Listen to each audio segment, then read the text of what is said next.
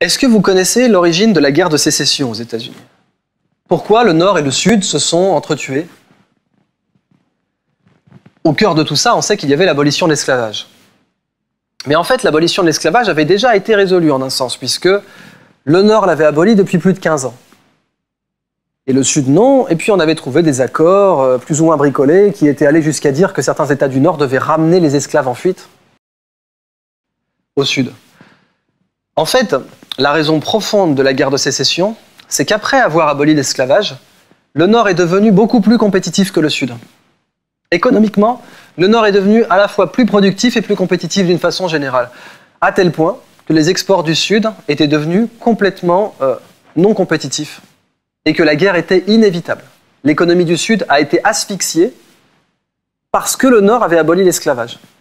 Pourquoi ? Vous abolissez le travail gratuit à vie et ça vous rend plus compétitif. Ça paraît contre-intuitif. Ça paraît ridicule en plus de ça, absolument. Et dangereux, hein, l'abolition de l'esclavage. Vous dites ça à un planteur du Sud, bon allez soyons sérieux, ça fait 6 générations que je fais du coton, maintenant tu me laisses tranquille et tu me laisses travailler. Ensuite Lincoln le fait, c'est dangereux, et il y a la guerre, etc. Pourquoi alors?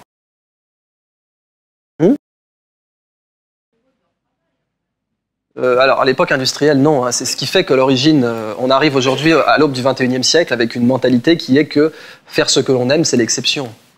Et c'est ce que l'on voit à la fois dans la législation et la façon dont on traite la pénibilité aujourd'hui, c'est-à-dire qu'on considère qu'elle est inévitable.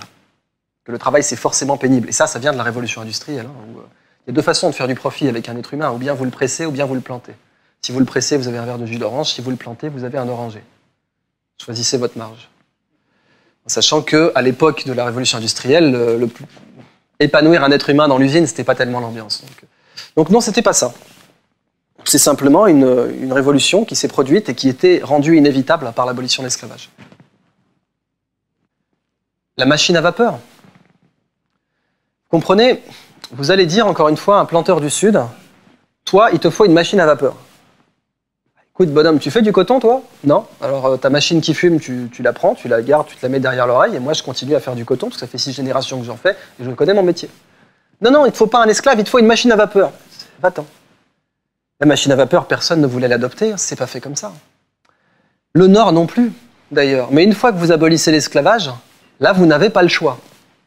Il faut produire avec des machines. Parce que la main-d'œuvre gratuite, c'est fini. L'abolition de l'esclavage a accéléré l'industrialisation du Nord à une vitesse phénoménale. C'est un phénomène bien connu puisque Henry Ford, 2 générations plus tard, dira « Je ne demande pas à mes clients ce qu'ils veulent, sinon ils me diraient un cheval plus rapide. » Alors que moi, je fais des voitures.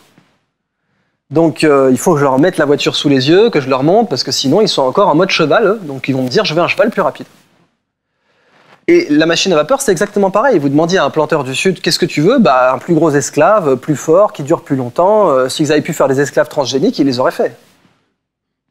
Vous savez que c'est vrai en plus.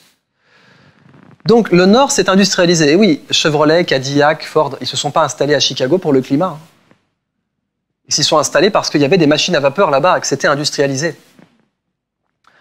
En s'industrialisant, le Nord est devenu bien plus compétitif que le Sud parce que même si vous aviez main-d'œuvre gratuite, c'était pas de taille à lutter contre les machines à vapeur. Du coup, on a un État qui crée une contrainte à abolir l'esclavage et qui en fait est beaucoup plus rentable.